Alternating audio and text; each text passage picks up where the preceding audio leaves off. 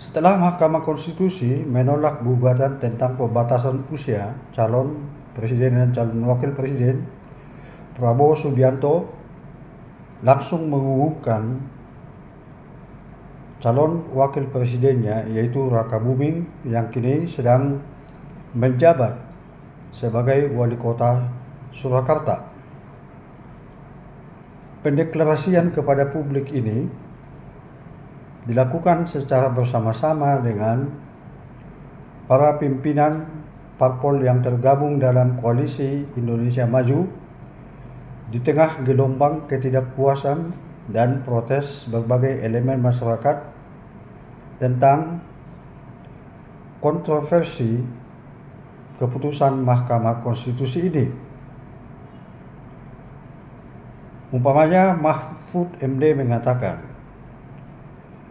bahwa Mahkamah Konstitusi tidak sampai kepada wewenang untuk menambah, mengurangi, atau mengubah pasal atau ketentuan dalam peraturan perundang-undangan, tetapi dibatasi pada menolak atau menerima suatu gugatan berdasarkan pertimbangan hukum yang kredibel dan bisa dipertanggungjawabkan. Di samping itu, Majelis Kehormatan Mahkamah Konstitusi kini sedang mendalami atau menyelidiki apa latar belakang dikeluarkannya keputusan tersebut. Dan paling menarik lagi adalah kalangan masyarakat tertentu menganggap bahwa Jokowi telah membangun dinasti politik dengan melakukan skenario pembatalan gugatan tentang batas usia calon presiden dan calon wakil presiden. Hal ini juga diperkuat bahwa Presiden Jokowi sebagai pemegang kekuasaan di Indonesia mempunyai hubungan darah yang sangat dekat dengan beberapa pimpinan daerah dan ketua partai, yaitu Raka Buming sebagai wali kota Surakarta, Bobi Nasution yang merupakan menantunya sebagai wali kota Medan, dan Kaisang yang juga anaknya sebagai ketua Partai Solidaritas Indonesia atau PSI. Jadi kelompok tertentu menganggap bahwa Jokowi sengaja membangun skenario untuk menciptakan dinasti politik yang akan merusak sistem politik yang kini kita sedang bangun secara maksimal, secara bersama-sama. Timbul pertanyaan, apakah yang dilakukan sekarang ini di sekitar keluarga Jokowi adalah dinasti politik? Apakah dinasti politik bertentangan dengan konstitusi atau Undang-Undang Dasar 45 dan peraturan perundang-undangan yang berlaku? Apakah itu demokratis? Apakah itu tidak merupakan kemunduran kepada demokrasi? Nah, ini yang menjadi pertanyaan. Pertanyaan pertama bisa kita katakan bahwa apa yang sedang terjadi sekarang di sekitar keluarga Jokowi benar adalah politik dinasti. Karena politik dinasti itu adalah suatu sistem yang menempatkan beberapa kedudukan penting pemerintahan dan partai politik orang-orang yang mempunyai hubungan darah atau garis keturunan atau kekeluargaan dengan penguasa. Tetapi pertanyaan ini bisa dilanjutkan, apakah itu melanggar konstitusi? Ya, ini tidak melanggar konstitusi sepanjang dilakukan secara konstitusional, tidak bertabrakan dengan peraturan perundang-undangan yang ada. Ya, itu tidak melanggar konstitusi. Kemudian, apakah itu tidak merusak atau merupakan kemunduran bagi demokrasi? Tentu tidak kalau dilakukan secara demokratis. Yang menjadi masalah adalah apabila dinasti politik ini dibangun dengan intervensi penguasa melalui praktek politik tangan besi atau praktek otoriter, itu baru bertentangan dengan konstitusi. Dan ini harus kita lawan bersama. Ini merupakan kemunduran politik.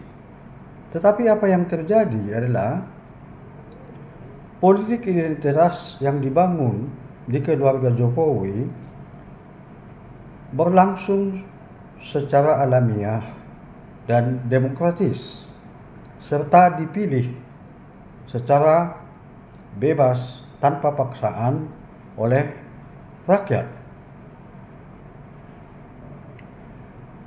Bagaimana tentang keputusan Mahkamah Konstitusi yang dikeluarkan oleh ketuanya yang merupakan paman Raka Buming?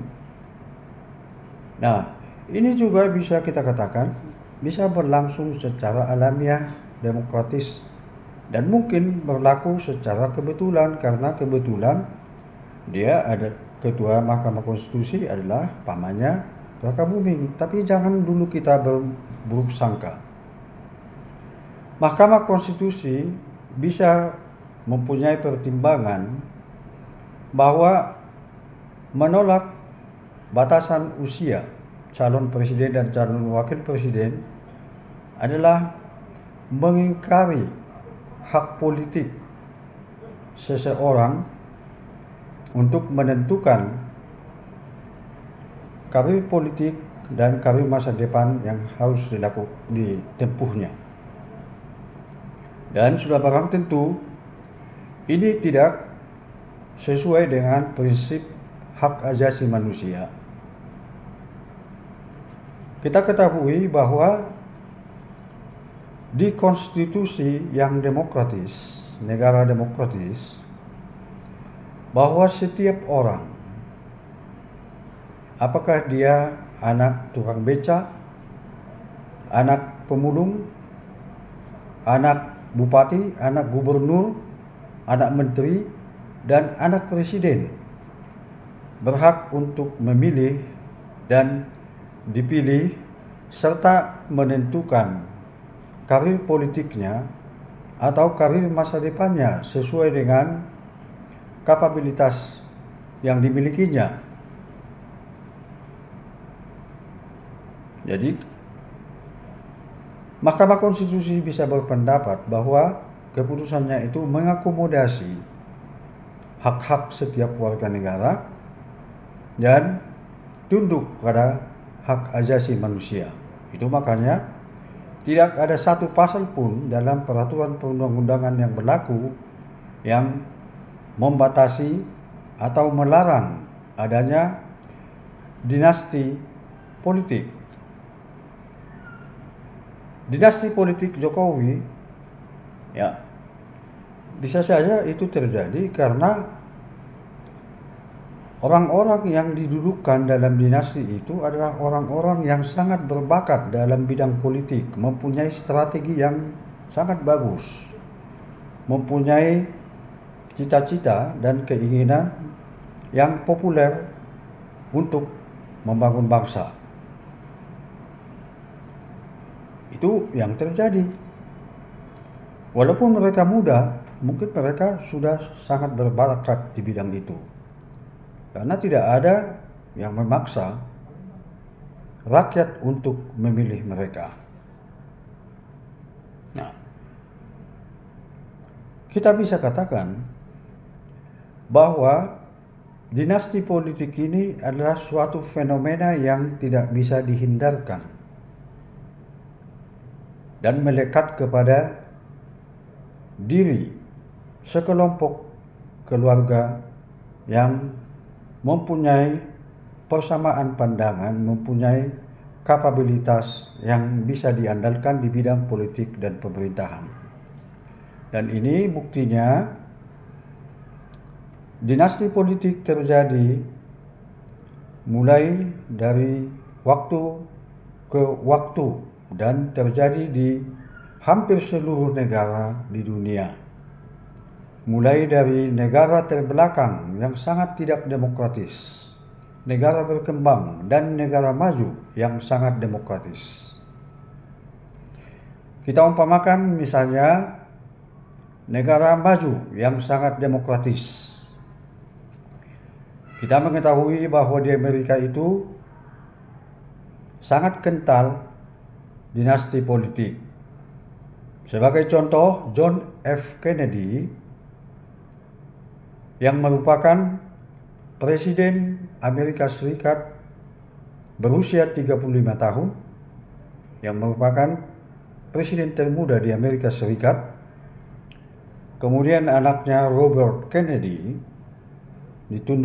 ditunjuk menjadi jaksa agung, dan Edward Kennedy terpilih menjadi senator. Yang paling melekat di pikiran kita adalah dinasti politik Bush. Dinasti politik Bush ini dibangun oleh Prescott Bush, seorang senator yang sangat berpengaruh di Amerika Serikat. Dia mempunyai keturunan yang semuanya namanya Bush. Di antaranya adalah George Bush yang merupakan wakil presiden pada masa pemerintahan Ronald Reagan. Dia digantikan oleh anaknya, atau dinasti politik itu diteruskan oleh anaknya, yaitu George Bush Jr. yang menjadi Presiden Amerika Serikat. Di samping itu ada Jeff Bush yang pernah menjadi gubernur di Florida dan 2 kali mencalonkan diri sebagai calon Presiden Amerika Serikat. Nah, apakah ini demokratis? Apakah ini merusak demokrasi Amerika yang telah dibangun sekian lama? Ya, sudah barang tentu tidak. Amerika Serikat ini dengan penduduk yang heterogen, yang dinamis, yang demokratis, yang berpikir ke depan, dan sangat menjunjung tinggi hak asasi manusia dan keadilan, tidak mungkin dapat dikelabui atau dibodoh-bodohi, apalagi ditakut-takuti dengan pemerintahan atau kekuasaan Bush melalui praktek tangan besi atau praktek-praktek yang bersifat represif. Itu tidak mungkin. Bahkan boleh kita katakan bahwa politik dinasti ini telah membawa Amerika menjadi salah satu negara adidaya ya bersama Uni Soviet sebelum berakhirnya Perang Dingin. Ya, tidak mungkin bisa dilakukan intervensi atau manuver politik yang bertentangan dengan nilai-nilai universal seperti negara sekaliber Amerika Serikat. Kemudian di India yang mungkin ini sedang menuju menjadi negara maju, kita lihat dinasti politik Nehru Gandhi. Nehru Gandhi ini dinasti politiknya diteruskan oleh Perdana Menteri Indira Gandhi. Dan Indira Gandhi ini digantikan oleh Rajiv Gandhi yang kemudian terbunuh dalam kampanye politik untuk merebut kursi Perdana Menteri. Tetapi dinasti politik ini dilanjutkan oleh istrinya Sonia Gandhi yang menjadi pejabat utama partai berkuasa, yaitu Partai Kongres One. Dan dia pernah menang menjadi Perdana Menteri, tetapi dia menyerahkan kekuasaan itu kepada orang yang dia anggap lebih mampu dari dia. Namun jabatan atau dinasti politik Gandhi ini tidak berhenti sampai di situ. Masih dilanjutkan oleh Rahul Gandhi dan Priyanka Gandhi, yaitu anak dari Rajiv dan Sonia Gandhi. Rahul ini pernah menjadi sekretaris Partai Kongres berkuasa dan Priyanka menduduki jabatan penting di Partai Kongres juga. Tetapi Rajiv Gandhi, dinasti Rajiv Gandhi ini tidak bisa diteruskan karena Rahul Gandhi dan Priyanka tidak sepopuler orang tuanya dan nenek kakeknya. Seterusnya kita lihat di negara berkembang, yaitu Malaysia. Itu ada dinasti politik yang kita namakan Rajak, yang dibangun oleh Abdul Razak Hussain. Abdul Razak Hussain ini sebagai Perdana Menteri digantikan oleh anaknya, yaitu Tun Najib Abdul Razak. Apakah itu melanggar konstitusi? Tidak, sama sekali tidak.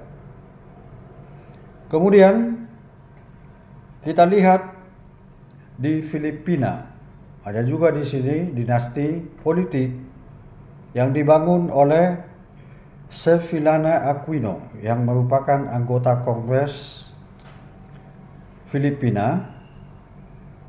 Anaknya namanya Benigno Aquino yang terpilih sebagai senator dan kemudian melarikan diri dari Filipina karena terancam oleh Presiden Marcos pada saat itu.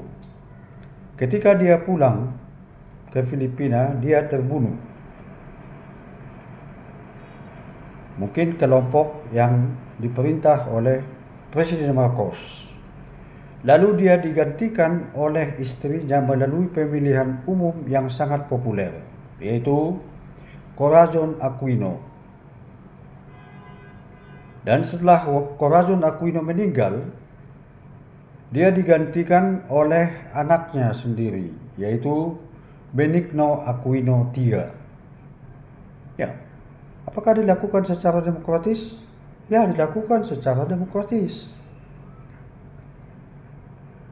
Nah, jadi bukan karena paksaan, bukan karena intimidasi.